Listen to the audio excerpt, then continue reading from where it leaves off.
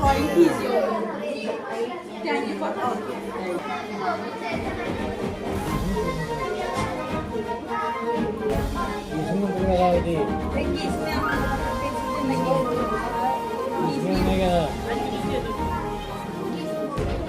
Everyone, first of all, happy Science Day to all.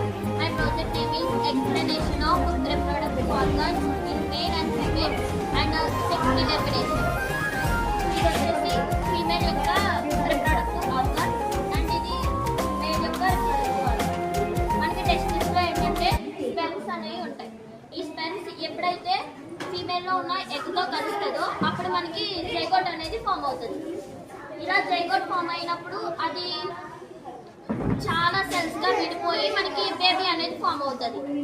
Form అయినప్పుడు మనకి baby girl bye అనేది ఎలా తెలుస్తుంది అంటే, ఇప్పుడు మేల్లో ఉన్న స్పెమ్స్లో ఎక్స్ అండ్ వై అని ఉంటాయి, అదే ఫీమేల్లో 2 ఎగ్స్ ఉంటాయి.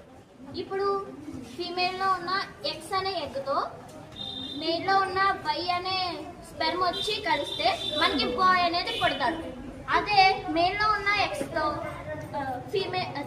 మేల్లో ఉన్న ఎక్స్ వచ్చి ఫీమేల్లో ఉన్న ఎక్స్తో కలిస్తే మనకి గర్ల్ అనేది పుడుతుంది. అలా పుట్టినప్పుడు మాకు బేబీ గర్ల్ వద్దు అని మమ్మీని తిడతారు. కానీ ఇదంతా జరిగేది మేల్ వల్ల. మేల్లో ఏ అయితే ఎక్స్ అండ్ వై ఉంటాయో అది ఫీమేల్తో కలిసినప్పుడే కదా మనకి బాయ్ ఆ గర్ల్ అనేది తెలుస్తుంది. కానీ కొంతమంది ఉంటారు మాకు బేబీ గర్ల్